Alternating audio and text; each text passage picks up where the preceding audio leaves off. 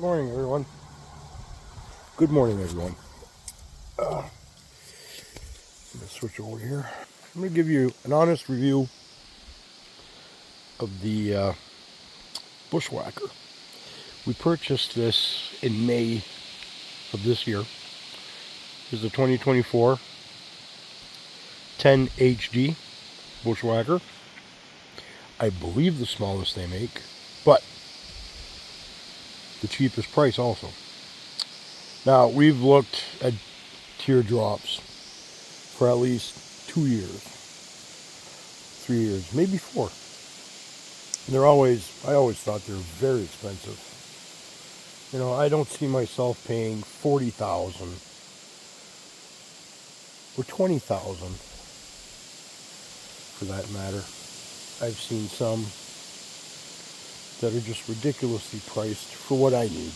I mean, yeah, I guess there's a market and extreme off-roaders and people like that want the $60,000, $70,000, $80,000, $90,000 trailer. But me and my wife, we just want something that we can go off-road, do a bit of overlanding with our Jeep. And my Jeep, you know, it's a 6-cylinder standard. They're not very strong. They're not made to pull 3, 4, 5,000 pounds. I mean, you could, but at what cost? We like driving dirt roads, a bit of off-road, nothing extreme. So, I saw a guy online, I forget his name, on YouTube, talked about the Bushwhacker, so I looked into it a lot more, studied it. Bushwhacker, Bushwhacker, Bushwhacker, everywhere on YouTube. Found out there's a place in Wisconsin here that sells them. Bayside Outdoors. Amazing service. Great guys. Jody, the salesman, was really nice. I forget the names of all the other guys, but everybody was really nice to us. So I went there one day with my buddy Robert. He was looking at buying one too, which he will this year, next spring. And we came to a decision, me and the wife, that we're going to get the Bushwhacker. And I'd seen reviews in the past about, oh, the seals are leaking around the back door, this and that, where the galley is.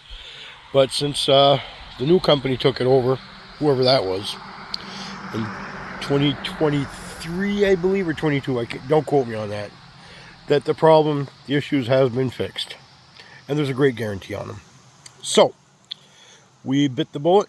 We bought a Bushwhacker 2024 10 HD. Now, it was $12,000, which is pretty darn cheap. And we got everything we needed and more. Starting with the beautiful galley. It was beautiful till I got a hold of it. Look at the mess. But that said, we got a beautiful Flame King. You can tell I use it, right? So we got a beautiful Flame King 2-burner stove. That means I don't have to haul around a big stove anymore. I have a little burner in case that you can screw a propane tank. Underneath, oh, also, we have the sink. Right there. And with a hose pressure thing. Let's check here. See, look. I mean, that sucker squirts. There. You have a dual pump. Sorry, a dual switch here. One for outdoor lights, one for the pump. So you turn it off when you're traveling, turn it on when you're base camp. Also, in the winter, you don't have to worry about the water freezing. You have a faucet underneath the trailer that you can open, and it'll drain the water out. You leave it open in the winter, you won't have any problems at all. Mine will probably be in my garage because I'm going to do a few mods to it.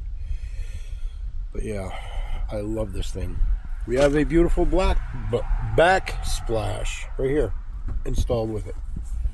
You have electrical that only works on shore power, or if you have a Bluetti solar generator or something hooked into the power outlet. We have 12 volt, which works with the battery that is attached to the system. You have the cooler that comes with it. I put some stickers on it. All the containers on top, I got those at Walmart. And then I bought some Velcro to put underneath here so we stick our little badges up. See, Velcro. So we have a few friends in that give us badges. We also bought a Temu inflatable light that I have one inside the Jeep, inside the trailer, and one outside. You get a dimmer on it and everything. Power. That's plugged into the 12 volt. So you don't have to use the powerful lights, just use the little one there. We have the little stabilizer jacks. These are not made for lifting the Jeep. Sorry, I keep talking about the Jeep. It's not made for lifting the trailer. It's made to stabilize it. Okay, and what I do, sorry about that, I use my 3/4 socket to bring it up and down. I just put that on here, and with the drill, and bring it up and bring it down. See, there you go, done. 3/4 works great. They do give you a crank with it, a manual crank, but I'm lazy. I'm old. I don't care. Outdoor speaker, one. Sorry, I just had breakfast. We have off-road tires, metal fenders, steel metal fenders that you can stand on, and I'm 230 pounds. I stand on it, it didn't crash. Now I'm pushing the limits to it, yes, but don't matter.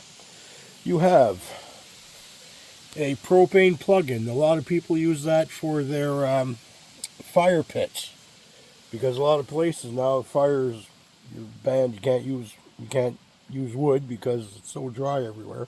So you just plug in that fire pit, you're all set.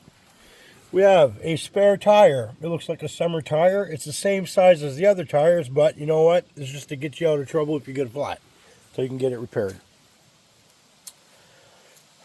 You have a roof rack, which I installed solar, 2 panels on it. You have 2 outdoor lights, which are very bright. They'll pretty much burn your eyelids. They're so bright. So I put red tape on top of them. The tape you use for taillights when they're broken and that. Just stop at any auto parts store and buy yourself some tape.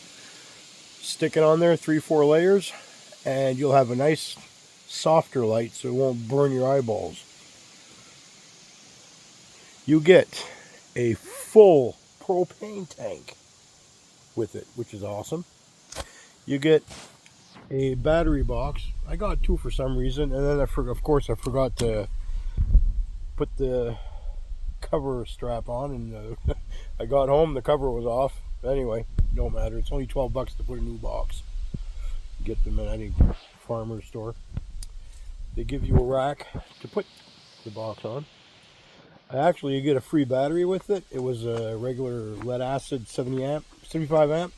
I upgraded to an AGM battery, which I don't regret. Of course, yes, I put solar panels, so you need a solar charger controller. Bought one off Amazon, working great. The plug-in comes with it, so you have the regular plug for solar. There you go. It works great. And here's the other door with another light on top. There's screens inside the doors. I put stickers, and of course my buddy's sticker right there, which I love that. Okay. You get a free 5,000 BTU air conditioner, which only works with shore power. You get the water. You can put fresh water connection in here. There you go. You have your shore power right here. Okay. And there you go. This contains a 110 to 125 volt. Blah, blah, blah. Exceeding circuit rating can cause injury. You have an exhaust. For what? For your propane heater that comes with it, which works. I tried it. Amazing. Now it gets very hot. You don't want to use it too long. And that's about it on the outside. I added this little spice rack thing, which don't fit much. But anyway, it'll help. Yeah. Okay. Let's go to the inside now. Oh, also underneath here is where the propane heater is, and one second. Maybe I can open it up here just for a second. Let's see. See, it opens up. You can have storage. That's your propane heater. You have your storage. Got a few things there. I'll leave that off for now. It's easy to put back in. Now, sorry about the mess in here, just so you know. So in here, you have two switches. Outdoor lights. See, it's bright. Turn that off. And indoor. Boom. Like I said, sorry about the mess. I'll just... Sleeping bags. Love them. From Cabela's. Okay. In here, we have a stereo. It works. The sound, not that good. But anyway, so a total of 3 speakers. 2 inside, 1 outside. It's a Kenwood. Now, personally, I think everybody uses Bluetooth speakers now. So you don't really need that. We have fire extinguisher, fire alarm, which the battery was low, so it started beeping. I had to disconnect last night. It's a 9-volt battery, and I don't have any extra. We have the CO2 sensor right there where the green light is. We have an electric outlet there. Digital TV antenna connector. The propane burner, the vent right there. We have the auto detect with the fuse box here. Automatically, no matter what battery you put into it, it will auto detect what kind of battery you have, if it's AGM, acid, lithium, and it will adjust to it. 3 cabinet doors, 1, 2, and 3. Plenty of room. Like I said, dual door. That's the plug for your AC. I added remote lights inside. They're just little light bulbs that hang. Cup holders, as you can tell right here. And then you can bring this thing up. Sorry, bring this up, and it holds your cup, whatever size you have. And I'll just put my keys up there for now. There you go. We also have cabinet space in here, which I have the pastas, the rice, pulled pork, stuff like that, all in packets that I bought at Walmart or wherever, Dollar General, Dollar Tree. We have an upstairs cabinet cubby hole there. That's my work shoes, because I came right from work. So yeah, we have a vent. I don't know if it's a fantastic fan or whatever they call them. It works just by cranking it open, turns on, sucks out the dampness when you're sleeping in here, because it will, there's a lot of condensation. It's very well insulated. So you want to make sure you have one window open at least, and the vent open so it'll suck out the dampness. Besides that, the tank holds, I believe it's 23 gallons of water.